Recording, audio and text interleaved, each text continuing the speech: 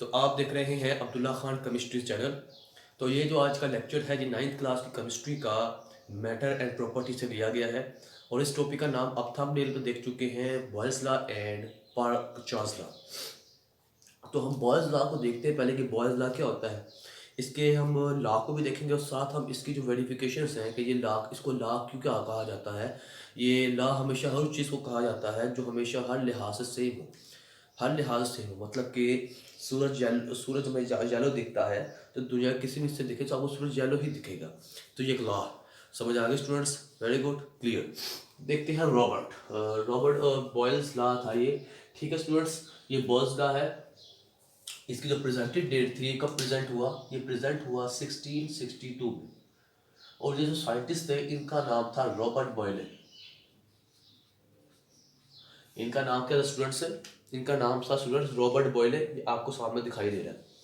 Okay, तो इन्होंने कहा कि जब भी हम किसी चीज़ को प्रेस करते हैं, मतलब कि मिसाल के तौर पर ये है कि आपके पास जब भी आप जिस कुर्सी पे बैठे हैं, अगर वो कुर्सी एक सोफे पे बैठे तो जो सोफ़ा है ऐसा होता है,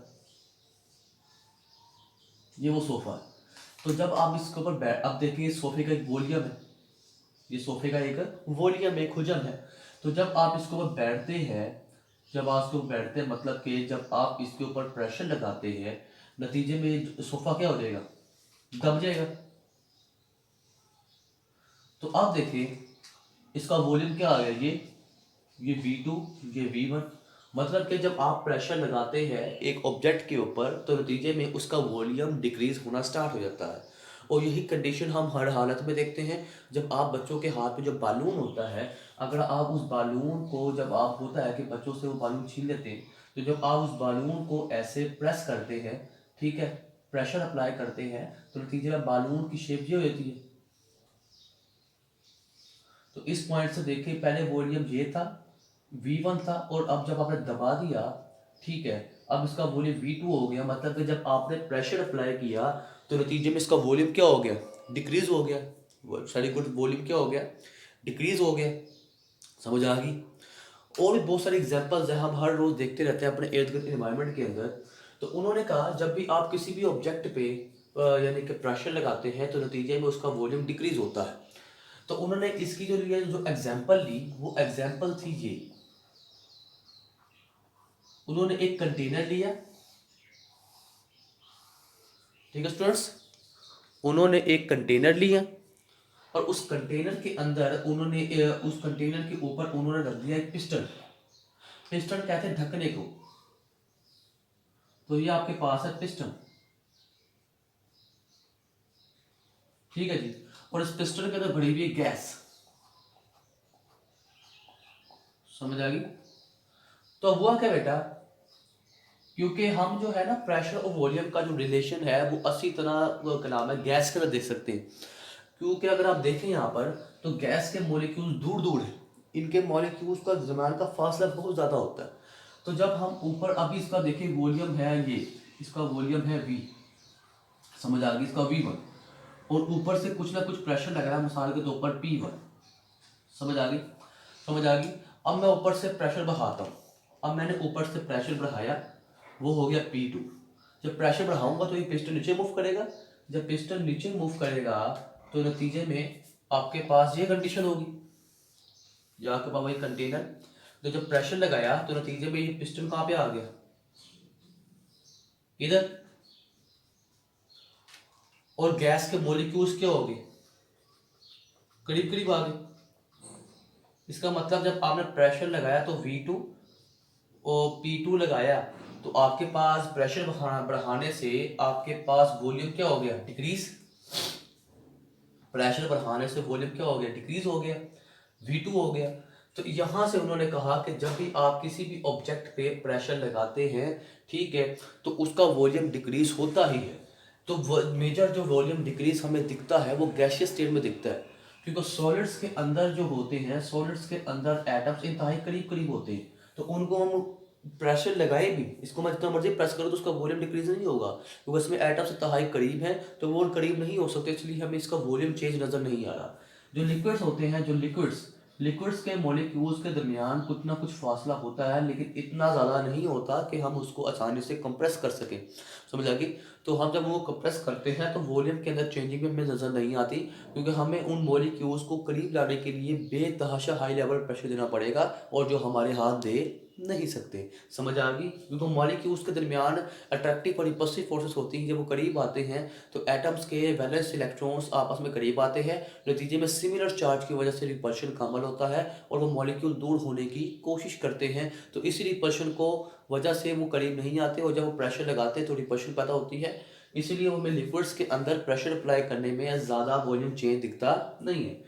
लेकिन गैस की बात करें तो गैस के अंदर जो है मॉलिक्यूल इंतहाई करीब दूर है, तो हम इनको आसानी से प्रेस करके करीब ला सकते हैं बिना, क्योंकि जब इंतहाई दूर होंगे तो ना ही किसी को अट्रैक्ट कर रिपेल कर रहे होंगे, तो जब प्रेशर अप्लाई करेंगे तो मॉलिक्यूल्स करीब आएंगे। समझ आ गई? और अब वॉल्यूम डिक्रीज होगा तो हम आसानी से ये रिलेशन देख सकते हैं। तो अगर आप हर पॉइंट देखें, हर पॉइंट को आपने देखा है, तो इसमें आपने एक रिजल्ट निकाला है। वो रिजल्ट ये है कि जब आप प्रेशर अप्लाई करते हैं तो सिस्टम का जो वॉल्यूम है, हमने गैस ली है, सिस्टम का वॉल्यूम डिक्रीज हो जाता है। ये इनवर्स रिलेशन है, मतलब कि जब एक चीज बढ़ती है दूसरी चीज घट जाती है, और जब प्रेशर कम होगा तो वॉल्यूम क्या हो जाएगा? इंक्रीज हो जाएगा। ऐसे ही होगा स्टूडेंट्स, जब प्रेशर बढ़ेगा तो वॉल्यूम इंक्रीज हो जाएगा। तो इसको मैं सिंपली बात में लिखूं तो इसको हम सिंपली तौर पर ऐसे लिख सकते हैं, pressure is inversely proportional to volume.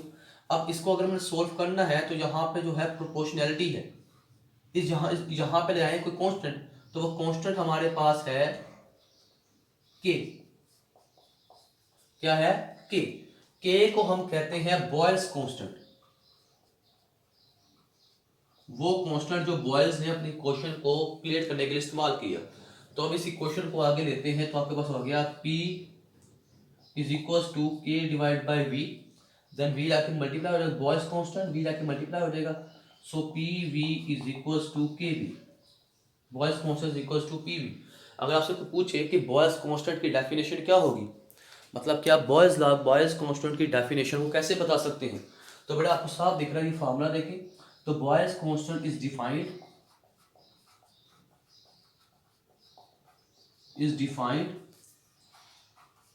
Product का मतलब होता है multiplication, product of pressure and volume, product and pressure of volume of a gas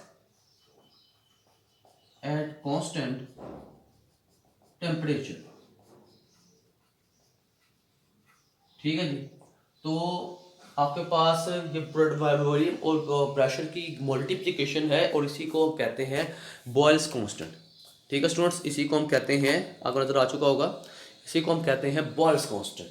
अब यहाँ पर हमने कांस्टेंट टेम्परेचर क्यों लिखा है, आपको नजर भी आ रहा था, volume of given mass of a gas is inversely proportional to the pressure applied at constant temperature and moles of a gas. क्योंकि इसमें होता क्या है कि हमारे पास असल में जो फिजिकल कंडीशंस होती हैं, जो फिजिकल पैरामीटर्स हमारे पास होते हैं वो चार है। पहले को हम कहते हैं टेम्परेचर, दूसरे को प्रेशर, तीसरे को वॉल्यूम और चौथे को मोल। तो हम इन चारों को एक साथ स्टडी कर सकते हैं। अगर हमने इनको स्टडी करना है तो हमें इन चारों में से दो को कांस्टेंट रखना पड़ेगा और बाकी दो को दरमियान रिलेशन देखना पड़ेगा। समझ आ गई? मतलब कि अगर मैं प्रेशर और वॉल्यूम के दरमियान रिलेशन देखना चाहता हूँ तो टेम्परेचर और मोल्स कांस्टेंट हो गए। अगर मैं प्रेशर टेम्परेचर और वॉल्यूम के दरमियान रिलेशन देना चाहता हूँ तो प्रेशर और मोल्स क्या होंगे? कांस्टेंट होंगे। समझ आ गई स्टूडेंट्स? तो ये था स्टूडेंट्स बॉयल्स लॉ। अब आगे देखते हैं इसके केसेस।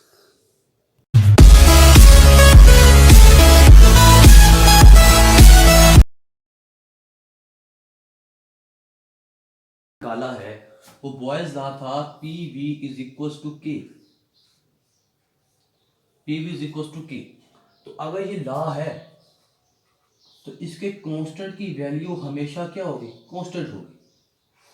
मतलब कि प्रेशर बढ़ेगा तो वॉल्यूम इस लिहाज से घटेगा कि आपके पास के की वैल्यू कभी भी चेंज नहीं होगी। अगर ये लॉ है उसको वेरीफाई करते, तो मान लेते हैं कि मेरे पास यहाँ पर देखें जी कंटेनर नंबर ए है, और इस कंटेनर नंबर ए में जो एक हमने ऊपर रखा वेट, ये छोटा सा वेट रखा हुआ है, ये छोटा सा वेट है और ये जो नीचे प्रेशर अप्लाई कर रहा है वो अप्लाई कर रहा है 4 ATM, सॉरी 2 ATM। 2 ATM का प्रेशर ये नीचे का कर रहा है, अप्लाई कर रहा है ऐसे। 2 ATM का प्रेशर नीचे का कर रहा है स्टूडेंट्स, ये अप्लाई कर रहा है।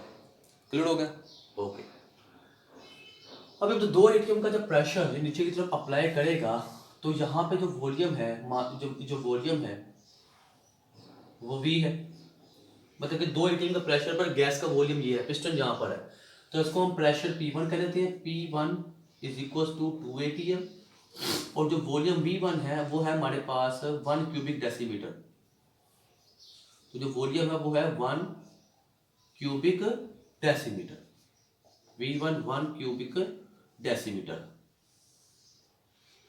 ठीक है जी, तो निकालते हैं K की value. So P1 is equal to, हाँ जी very good, K1 is equal to P1 V1, सामने देख लें। P1 कितना है 2 ATM और V1 कितना है 1 क्यूबिक डेसीमीटर। मल्टीप्लाई करें, K1 is equal to 2 + 2 ATM cubic decimetre. तो ये 2, ये जो आपके पास ये है, ये इसका यूनिट है, बॉयल्स कांस्टेंट का यूनिट है। समझ आ गया स्टूडेंट? अब से ना देखते हैं, प्रेशर बढ़ाते हैं तो देखते हैं कि वैल्यू कम आती। तो अब आपने किया क्या, इसके ऊपर आपने एक और वेट रख दिया। तो जब एक और इसके ऊपर 2 ATM का वेट रखेंगे तो नतीजे में ये जो पिस्टन नीचे आ जाएगा। ये देखिए, समझ आ गई? तो अब आपने इसके ऊपर पहले एक वेट रखा था 2 ATM के प्रेशर का, अब आपने इसके ऊपर कितने वेट रख दिए, 2 वेट। तो ये भी अब 2 ATM लगा रहा है और ये भी 2 ATM लगा रहा है। तो नतीजे में जो आपके पास जो प्रेशर P2 हो गया वो 4 ATM हो गया। और जब अब जो वॉल्यूम वो डिक्रीज हुआ है, तो वॉल्यूम जो है वो हो गया V1 से V2। और V2 कितना है केस नंबर B के अंदर, V2 आपके पास हो गया 0.5 क्यूबिक डेसीमीटर। तो निकालते हैं K की वैल्यू 0.5 क्यूबिक डेसीमीटर। जो इसको हम लिख सकते हैं 1/2 cubic decimetre. K2 is equal to P2 V2। K2 is equal to P2 कितना है 4 ATM और V2 कितना है 1/2 क्यूबिक डेसीमीटर। 2 2 ज़ा 4, then K2 is equal to 2 ATM cubic decimetre. तो ये आपके पास देखें सेकंड केस के अंदर भी K2 की वैल्यू K1 से सिमिलर है। अब हम इसके ऊपर एक और प्रेशर रखते हैं, एक और वेट रखते हैं। तो अब जब आप इसके ऊपर एक और वेट रखेंगे तो आपके पास नतीजे में जो पिस्टन है ये और नीचे आ जाएगा, ये और नीचे मूव कर जाएगा। मतलब कि आपने इसके ऊपर कितने वेट रख दिए, टोटल 3 वेट रख दिए। ठीक है जी, तो अब इसके ऊपर जो प्रेशर लग रहा है P3 वो 6 ATM है। तो जो वॉल्यूम होगा V3 वो आ जाएगा 1/3 क्यूबिक डेसीमीटर। समझ आ गई? वॉल्यूम वो डिक्रीज हो गया है। अब इसका निकालें, इक्वेशन निकालें, तो आपके पास आ जाएगा P3 is equal to V3, K3 is equal to P3 V3, then K3 is equal to P3 कितना आपके पास 6 ATM, V3 कितना है 1/3 क्यूबिक डेसीमीटर, 3 2 ज़ा 6, then K3 is equal to 2 ATM cubic decimetre.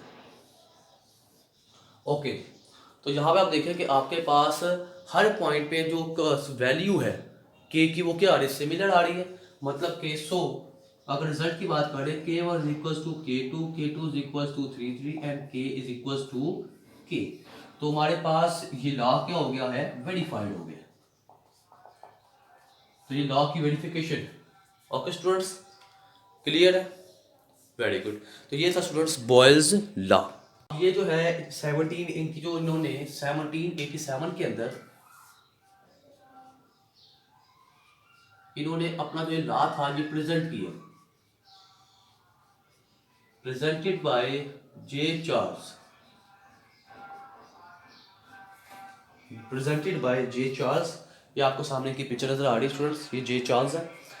तो इन्होंने जे चार्ल्स ने 1787 के अंदर ये एक लॉ प्रेजेंट किया। अब इस लॉ में क्या था कि कोई लॉ है तो ये हर दुनिया के हर हिस्से में हमें कायना दिख रहा होगा, हर पॉइंट पे दिख रहा होगा। तो इन्होंने, मैं आपको एक एग्जांपल समझाता हूँ। मैं मिल्क ले लेता हूँ, मिल्क। क्योंकि हम रोज़ दूध को उबालते हैं, दूध पीना होता है इंसान ने, ठीक है जी। तो आपने ये गड़ा रखा, ये देखिए आपने ये गड़ा रखा, ठीक है, और इस घड़े के अंदर आपने ये मिल्क रख दी है, मतलब कि ये आप घड़े के अंदर आपके पास ये क्या है, मिल्क है। समझा गया स्टूडेंट्स? तो ये घड़ा है और इस घड़े के अंदर क्या स्टूडेंट्स, मिल्क है। अब आपने क्या किया, इस घड़े को नीचे हीट करना स्टार्ट कर दिए। आप जानते हैं जब आप हीट करेंगे तो हीट का जो रिलेशन होता है वो टेम्परेचर के साथ, दर्जा हरारत के साथ डायरेक्ट होता है। जब आप इसको गर्म करेंगे, हीट करेंगे, तो दूध का जो टेम्परेचर है वो बढ़ना इंक्रीज हो जाएगा, इंक्रीज हो जाएगा ना। भरते भरते इसका जो टेम्परेचर है मान लेते हैं पहुंच गया 79 डिग्री पे। 79 डिग्री जो है वो इसका बॉइलिंग पॉइंट है। अब बॉइलिंग पॉइंट क्या होता है ये बाद में देखेंगे। ये उबल गया, ठीक है। अब जैसे ये उबलेगा तो इसका जो वॉल्यूम है, जैसे ये उबलेगा इसका जो वॉल्यूम है आपके सामने ऐसे इंक्रीज होना क्या हो जाएगा स्टूडेंट्स, स्टार्ट हो जाएगा ऐसे। मतलब कि जब आपने इसका टेम्परेचर बढ़ाया तो पहले इसका वॉल्यूम था V1, समझ आ गई, और टेम्परेचर था T1। तो जब आपने इसका टेम्परेचर बढ़ाया T1 से T2 पे गए, समझ आ गई, 20 डिग्री से 79 डिग्री पे गए, तो इसका जो वॉल्यूम है वो इंक्रीज होना क्या हो गया, स्टार्ट हो गया। इसका वॉल्यूम इंक्रीज हो गया, बढ़ गया। तो मतलब कि जब हम टेम्परेचर बढ़ा रहे हैं तो सिस्टम का वॉल्यूम इंक्रीज हो रहा है, सिस्टम का वॉल्यूम इंक्रीज हो रहा है। ये क्यों होता है? क्योंकि हम जानते हैं कि सिस्टम के अंदर, या आपके पास मैं सिस्टम बड़ा करके दिखा रहा हूँ, असल में जो भी चीज़ बनी है, लिक्विड जो होते हैं वो असल में, मान लेते दूध का वॉल्यूम अभी ये था, तो वो मॉलिक्यूल्स जो होते हैं, जो लिक्विड जो होता है वो मॉलिक्यूल से मिलकर बना होता है। तो जब आप टेम्परेचर बढ़ाते हैं, जब आप टेम्परेचर को इंक्रीज करते हैं, तो मॉलिक्यूल्स की जो काइनेटिक एनर्जी है वो क्या हो जाती है, ज़्यादा। जब काइनेटिक एनर्जी बढ़ती है तो मॉलिक्यूल्स का आपस में जो टकराव है वो क्या हो जाता है, ज़्यादा हो जाता है। क्या हो जाता है, ज़्यादा।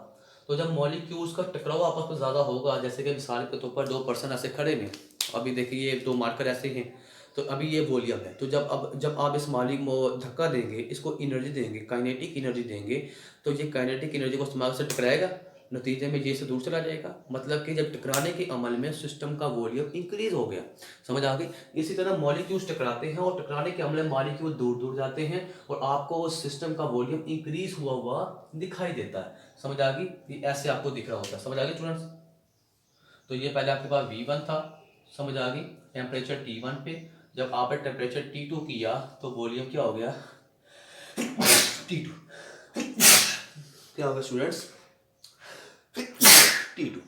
मतलब कि आप इस पूरे लॉ के अंदर जब आप टेम्परेचर बढ़ा रहे हैं, जब आप टेम्परेचर को इंक्रीज कर रहे हैं, समझ आ गई, जब आप टेम्परेचर को इंक्रीज कर रहे हैं तो आपके पास जो relation, temperature is directly proportional to volume. जब आप वॉल्यूम बढ़ाएंगे तो आप जो टेम्परेचर बढ़ाएंगे तो वॉल्यूम भी क्या हो जाएगा, ज़्यादा हो जाएगा। तो V is equal to V directly proportional to T। तो अगर हमें इसको सोल्व करना है तो हमें यहाँ पे कोई कांस्टेंट लगाना पड़ेगा। तो यहाँ पे जो कांस्टेंट आएगा V is equal to KT, इसको हम कहेंगे KC। ये है चार्ल्स कांस्टेंट, ये स्टूडेंट क्या है, चार्ल्स कांस्टेंट है, समझ आ गई। तो KC निकालना है, so KC is equal to V divide by T, समझ आ गई। अब ये KC आ गया V divide by T। What is KC? अगर KC आपसे पूछे क्या होगा, it is a ratio of volume and temperature of a system. जो भी आप सिस्टम स्टडी कर रहे हैं उसके वॉल्यूम और टेम्परेचर की रेशियो है, इसको हम चार्ल्स कांस्टेंट कहते हैं। तो कहते हैं स्टूडेंट्स, इसको हम चार्ल्स कांस्टेंट कहते हैं। अब ये जो है ये एक आपके पास कौन कहते हैं, चार्ल्स लॉ। अगर ये लॉ है तो ये है बड़ी कंडीशन में, मतलब कि हर हालत में आपके पास क्या होगा, वेरीफाई होगा।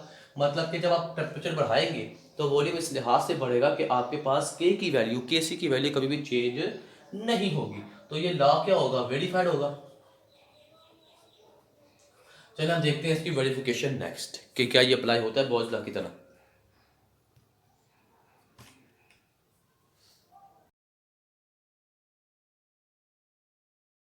अब यहाँ पे उसने आपको आपकी बुक के लिहाज से उसने एग्जांपल दी हुई है। उसने कहा कि आपके पास सिस्टम ए है, इस सिस्टम ए का भी टेम्परेचर जो है वो 25 डिग्री है और 25 डिग्री टेम्परेचर के अंदर जो उसका जो वॉल्यूम है गैस का वो आपके पास 50 क्यूबिक सेंटीमीटर है।